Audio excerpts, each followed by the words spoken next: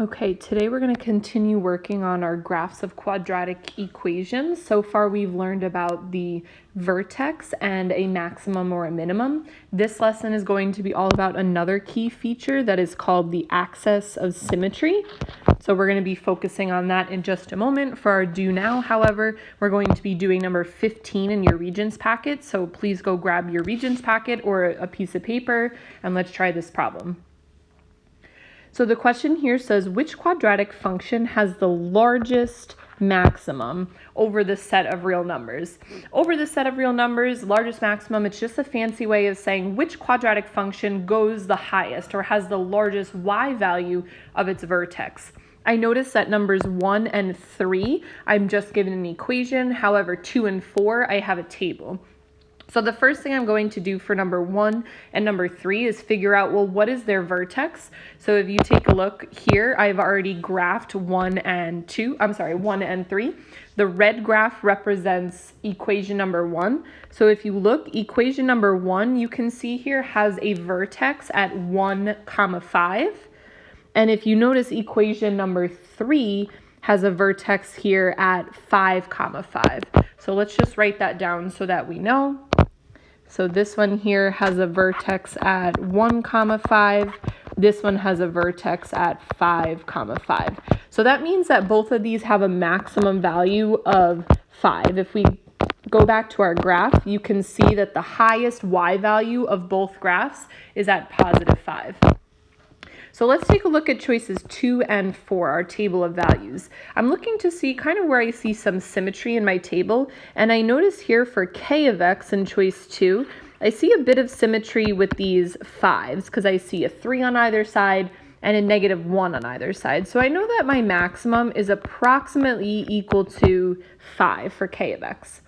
If I look at h of x in choice 4, I notice again that symmetry happening right here because I see 1 and 1 on either side. So I know that this maximum is approximately equal to 3. So if we notice, we're trying to find which one has the largest maximum. So the one I can eliminate right away is choice 4 because that has a maximum of 3. But I'm left here now with choices 1, 2, and 3, which at first glance all appear to have a maximum of 5. However, if you know for 1 and 3, we know that the maximum is exactly 5. 5 is the exact highest number that we reach on our y-axis.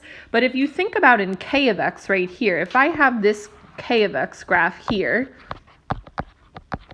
I essentially know that at 1, I have 1, 5. And at 2, I also have 2, 5. But thinking about the way that parabolas work is I know in this top part right here that the graph is not flat. So that must mean that at some point here, we get to a number that is higher than 5. We don't know exactly what it is, but we know that we must go somewhere above 5 because my graph would not be straight across like this. That's not what a parabola looks like. So we know that in between 1, 5 and 2, 5, we must be going a little bit higher than 5. So that means that choice 2 is our answer because it has the largest maximum value. So again, today's lesson is all about axis of symmetry. So you're going to want to go back into your graphing quadratic functions packet and be on page 12. So if we notice at the top, it says the vertical line. So we know that a vertical line is always something that goes up and down. This direction is vertical. The vertical line that divides a parabola into two symmetrical halves is called the axis of symmetry. So two symmetrical halves basically means the same on both sides, right? For something to have symmetry, think of like a butterfly, it's the same on both sides. So the vertical line that splits our parabola into two symmetrical halves, meaning two halves that look the same, that's going to be called our axis of symmetry. And what we remember here about vertical lines, if we remember back in Unit 4, is that they're always in the form x equals some sort of number. We learned that all vertical lines are x equals some constant number. If we continue reading, it says the axis of symmetry passes through the vertex of the parabola. So that's another key thing we can look for. If we can find our vertex, we know that the axis of symmetry goes right through it. It also says that we can use the zeros to find the axis of symmetry. Remember from our first lesson here that zeros are also the X-intercepts, or where our graph crosses the x-axis. So what we're presenting to you today in this lesson right here is 3 ways that we can find the axis of symmetry. So you won't need to do all 3 ways at the same time, but it's a great way to check your work. So method number 1 here, we're going to use when we're given a graph. Here it just says that we're going to look for the line of symmetry. So I notice that in this graph, if I draw this line right here, that makes my graph the same on the left side and on the right side. And again, the hint that they gave to you here is that it is the x value of the vertex. Here, the vertex was at 3, 0, and your axis of symmetry was at x equals 3 because that splits our graph in half. Method number 2 is all about using those zeros. It says if a quadratic function has 2 zeros, roots, or x-intercepts, those are all the same word, just different ways of saying it, we're going to find the average. So if you notice here, this function right here had a 0 at 1, 0 and at 5, 0. Those are the 2 places where it crossed the x-axis. So we know that to find the average of something, I add it together and divide by how many numbers I divide it by. So you can see that they're doing that work right here. 1 plus 5 divided by 2. So the axis of symmetry there would also be x equals 3. And you'll notice that that's sort of the midway point between my 2 zeros right here. The third method that we can use is the easiest to use when I'm given an equation. If I have an equation that's in standard form, which as a reminder is ax squared plus bx plus c, I can use this equation right here.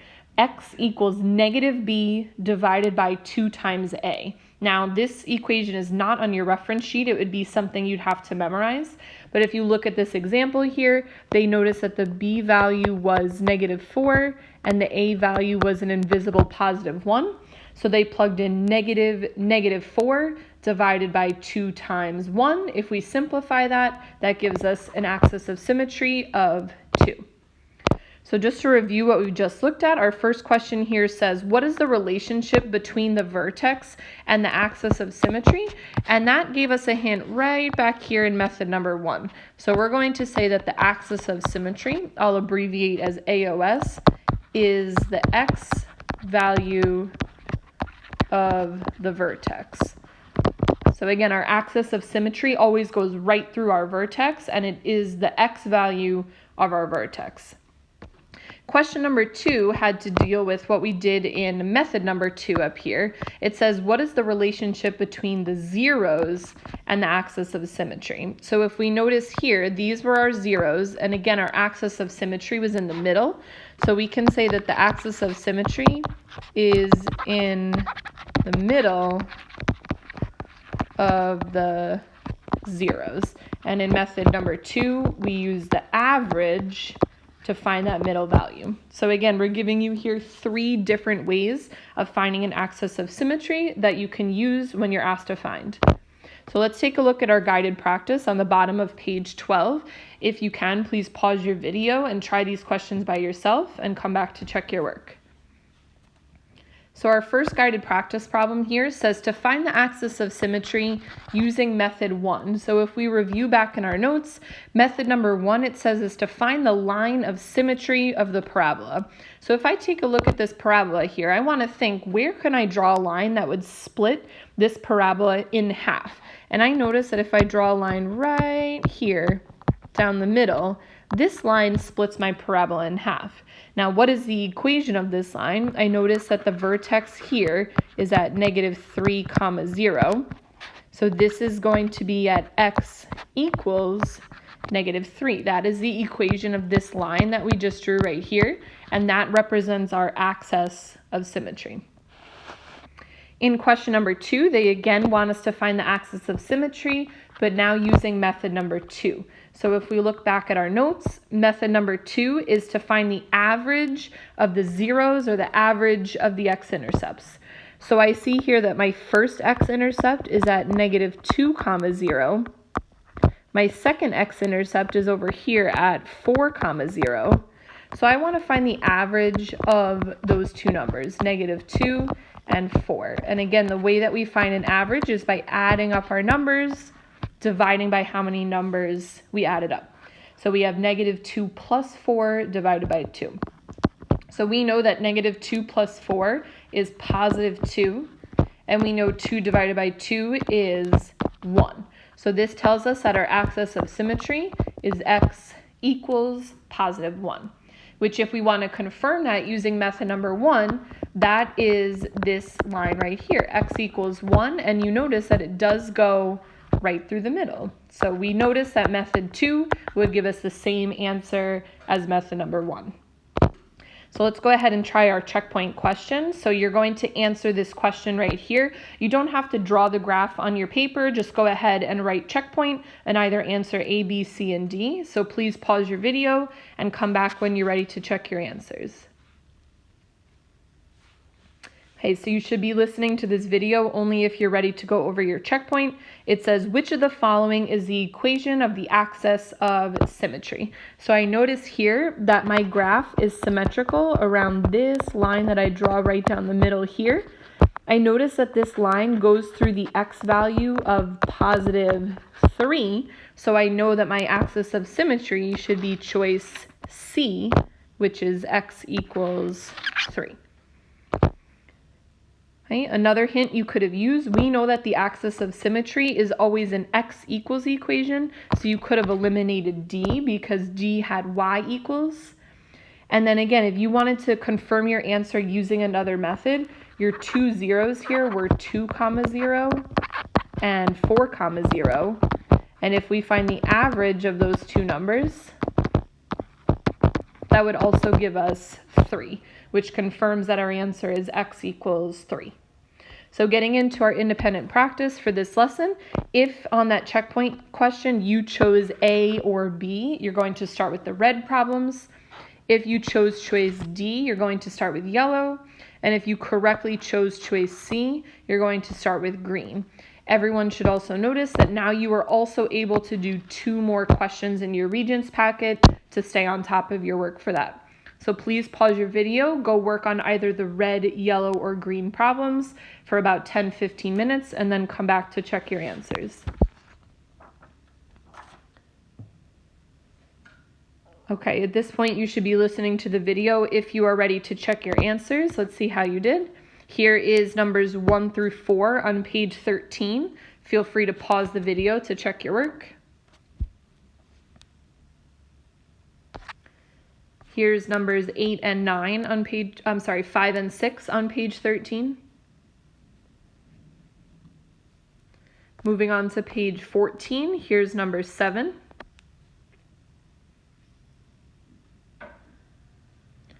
Moving to the bottom of page 14, here's numbers 8 through 11.